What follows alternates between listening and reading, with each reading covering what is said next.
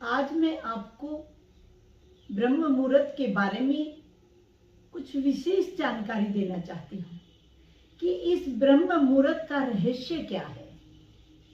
कि ब्रह्म मुहूर्त में उठकर चिंतन करने से, भगवान का नाम लेने से हमें यश, कीर्ति, धन, वैभव, लंबी आयु और हमारा शरीर स्वस्थ रहता है।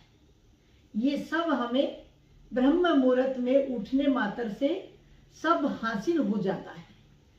तो इसमें एक बात और सोचने वाली है कि आप ब्रह्म मुहूर्त में उठे तो जो यश, कीर्ति आपने कमाया है वह आपका बढ़ने लगेगा, और यदि माता पिता का यश कमाया हुआ है तो उसे भी आप बढ़ा लेंगे। लेकिन आप ब्रह्म मुहूर्त में सोए रहे और आपने सही काल में ना उठकर अपने आप को कमजोर भी बनाते हैं और अपने पुण्य की हानि भी करते हैं। इसलिए ब्रह्म मुहूर्त में उठना बहुत ही उपयोगी बताया गया है। अब बात आती है लंबी आयु की। जो मैंने लंबी आयु के लिए बोला, आप सब जानते हैं, बुजुर्गों से भी सुना है कि श्वास गिनती की मिलती हैं, कोई ना एक कम कर सकता है ना एक इसे बढ़ा सकता है। प्रभु ने जितनी हमें श्वास दी है वो हमें सारी गिन के लेके जाना है। तो जब हम ब्रह्म मुहूर्त में उठते हैं और हम श्वास का, क्योंकि श्वास का विज्ञान बहुत ही गहन है जिसके बारे में जानकारी बहुत ही कम है, तो हम जब स्वस्थ हो रहते हैं तो 1 मिनट में 12 से 15 श्वास लेते हैं। अगर हम उसी श्वास को 1 मिनट में लंबी लें, जैसे आप श्वास लेते हैं तो उस श्वास को आप पूरा भरें, अपनी सूंडी तक महसूस करें, अपने पेट को फूलने दें और फिर उस सांस को उतनी ही सरलता से बाहर निकालें। अगर आप ऐसी सरलता से लंबी सांस इनहेल करते हैं और लंबी सांस आप बाहर निकालते हैं तो आप 1 मिनट में 8 या 7 श्वास ही ले पाएंगे। तो ऐसा करने से हर मिनट में आपकी आयु बढ़ गई और 24 घंटे में आप आधे घंटे से लेकर 1 घंटा अपनी आयु को बढ़ा लेते हैं। इसी प्रकार से रोजाना का आपका बढ़ाया हुआ आयु का समय जुड़कर लंबा हो जाता है और कम आयु वाला भी लंबी आयु जीकर जाता है। तो इसी प्रकार से हम श्वास को भी बढ़ा सकते हैं। और अब कई बार ये बात आती है कि ब्रह्म मुहूर्त हम किस समय को माने। वैसे तो कई प्रकार की धारणाएं हैं कि ब्रह्म मुहूर्त को कोई 3 से 5 मानता है, कोई 4 से 6 मानता है, कोई 3:30 से 5 मानता है। लेकिन मैं काल के बारे में थोड़ी सी आपको जानकारी देती हूँ। जैसा कि हमारे शास्त्रों में, वेद में और हमारे ग्रंथों में लिखा गया है, ये मैं नहीं कहती, हमारे ग्रंथ बताते हैं कि 6 से 9 का समय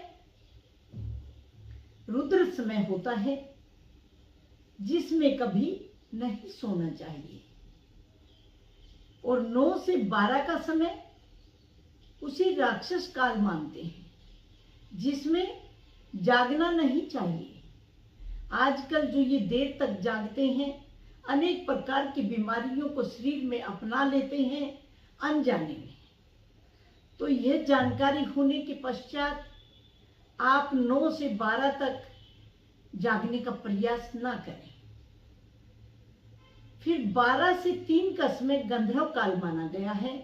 कहते हैं ना कि सुबह के समय में नींद बड़ी अच्छी आती है, तो इस गंधर्व काल में आप गहरी नींद लें और अपने शरीर के हर कार्य को थोड़ा सा रेस्ट करने दें उसे, क्योंकि हम जो सारा दिन खाते रहते हैं ना, उससे सारा दिन हमारा शरीर पाचन क्रिया में ही लगा रहता है और हमारी जो कोशिकाएं रोजाना मरती हैं उन्हें रीजनरेट करने का समय ही नहीं मिलता।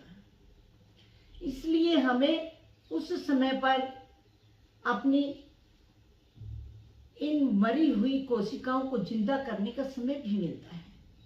तो गहरी सांस लें। उसके पश्चात 3 से 6 का समय होता है ब्रह्म मुहूर्त का। तो ब्रह्म मुहूर्त में आप 3 बजे भी उठ सकते हैं, 4 बजे भी उठ सकते हैं, 5 बजे भी उठ सकते हैं, लेकिन 5 से लेट नहीं करना। 5 से 6 तक भी आपको 1 घंटा मिलेगा जिसमें आप ध्यान मेडिटेशन कर सकते हैं। आपने जो कार्य करना है, जो कोई नई शुरुआत करनी है, उसके लिए प्लानिंग भी तभी बैठकर करें तो आपकी प्लानिंग अच्छी से हो पाएगी। अगर आपको कोई ग्रंथ पढ़ना है तो उस समय पर बैठकर पढ़ें। दिन में आपका पढ़ा हुआ 6 घंटे और ब्रह्म मुहूर्त में पढ़ा हुआ आधा या 1 घंटा बराबर होता है। दिन की इस आपाधापी की जीवन में आपको हो सकता है 6 घंटे पढ़ा हुआ भी पूर्ण रूप से याद ना रहे, लेकिन सुबह ब्रह्म मुहूर्त में उठकर जो आप अध्ययन करते हैं वो आपको लगभग याद रहता है। क्योंकि उस समय पर ऐसा होता क्यों है, ये जानने का विषय है कि उस समय पर आपको साउंड का पोल्यूशन नहीं होता। आवाजें दिन के बजाय जो दिन में आपको तरह तरह की आवाजें सुनाई देती हैं, उससे बहुत कम आवाजें आती हैं। शांत मौसम होता है उस समय पर। वायु में ऑक्सीजन की मात्रा भी उस समय पर अधिक होती है और उस समय पर जो आप बैठकर ध्यान लगाते हैं, जब किसी प्रकार की कोई आवाजें सुनाई नहीं देती, गहरी श्वास लेते हुए आप ध्यान की प्रक्रिया को करते हैं, एकाग्रता बढ़ती है। जब आपकी एकाग्रता बढ़ती है तो आप अपने अंदर उतर पाते हैं। और जानना किसे होता है इस संसार में? अपने आप को जानना होता है। जब हम पूरी एकाग्रता के साथ ध्यान में उतरते हैं तो हम अपने अंदर की, अपनी आत्मा की आवाज को सुन पाते हैं। उस समय पर जब आपको अपने आत्मा की आवाज सुनाई देती है तो आपका हर किया हुआ कार्य, लिया हुआ डिसीजन, वह सब सही होता है और आप सही से उसे कर पाते हैं। जिस प्रकार से खेती में सही समय पर बोया हुआ बीज, उसे सही पानी दिया जाए, सही खाद डाली जाए और सूर्य का ताप भी सही से मिले तो वह फसल बहुत अच्छी होती है। और बिना समय, आप सब जानते हैं कि बिना समय के बोई हुई फसल कभी भी अच्छी नहीं होती, वह बहुत ही कमजोर होती है, पूरी पनप ही नहीं पाती। इसी प्रकार से हम जब दिन में कोई कार्य करते हैं, चाहे वो चिंतन का है, चाहे मनन का है, चाहे अध्ययन का है, चाहे हमारा मेडिटेशन का है, इतने सारे आवाजों के बीच ऑक्सीजन की मात्रा कम हो जाती है, उस समय हम उतना ध्यान नहीं लगा पाते। और ब्रह्म मुहूर्त में थोड़ी समय के लिए भी लगाया हुआ ध्यान आपका बहुत ही अच्छे रिजल्ट लाता है, आपको आनंद से भर देता है। तो इसी प्रकार से आप ब्रह्म मुहूर्त का ध्यान रखते हुए नए कार्य की जब शुरुआत करते हैं तो हम मुहूर्त निकलवाने जाते हैं ना, कि शुभ मुहूर्त में इसे शुरू किया जाए। इसी प्रकार से हर दिन का शुभ मुहूर्त क्या है? ब्रह्म मुहूर्त। आप ब्रह्म मुहूर्त में अपने कोई भी कार्य को करने की आप प्लानिंग करिए, कोई भी अपना कार्य शुरू करिए। आपको फिर मुहूर्त देखने की जरूरत नहीं है, क्योंकि ब्रह्म मुहूर्त जो है आपके पूरे दिन को शुभ बनाने वाला है। आप जो भी दिन में कार्य करने वाले हैं, जिसकी आपने प्लानिंग की है, उसको पूर्णता से पूर्ण करने वाला है और आपको खुशियां प्रदान करने वाला है।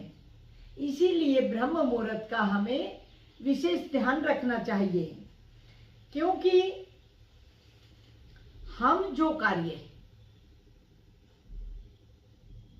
ध्यान से एकाग्रता के साथ बैठकर करते हैं तो वह कार्य हमारा बड़ी सरलता से पूरा होता है। पूजा पाठ भी ब्रह्म मुहूर्त में ही करनी चाहिए। आपने देखा होगा कि हम जब मंदिर जाते हैं बड़ी भीड़ होती है और सभी के बोलने का बड़ा कोलाहल होता है, तो हमारा भगवान की तरफ उतना ध्यान जा ही नहीं पाता। हम उस समय पूरी तरह से बैठकर 5 मिनट भी मनन नहीं कर पाते, आत्मा की आवाज को नहीं सुन पाते, क्योंकि बाहर का कोलाहल बहुत ज्यादा होता है। इसलिए हमें ब्रह्म मुहूर्त में की हुई पूजा पाठ उसका फल हमें ज्यादा मिलता है, क्योंकि इस शरीर का हमारे भगवान से कोई नाता नहीं है, ये नश्वर है।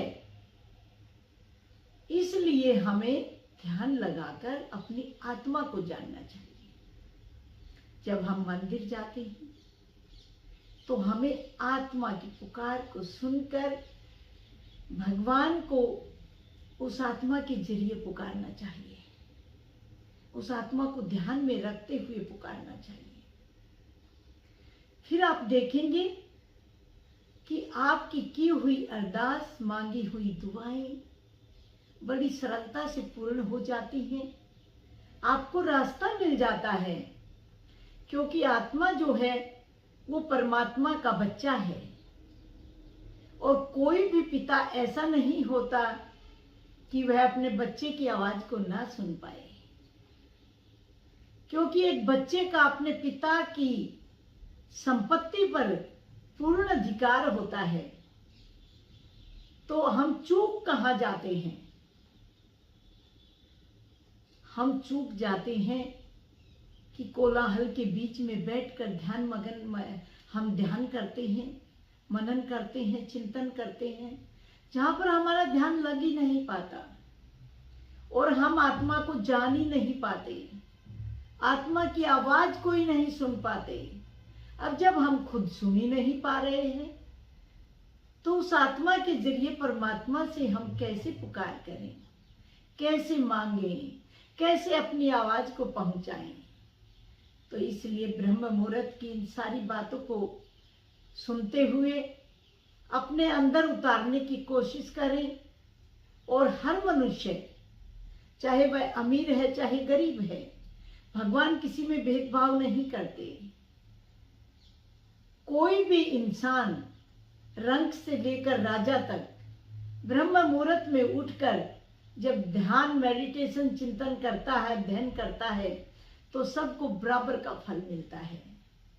इसलिए ब्रह्म मुहूर्त का ध्यान रखते हुए मैं आशा करती हूँ कि जो भी सुनेगा वह ब्रह्म मुहूर्त में उठने की कोशिश करेगा और प्रयास करते करते ब्रह्म मुहूर्त में उठने लगेगा और अपने जीवन को सरल और आनंदमय बनाएगा।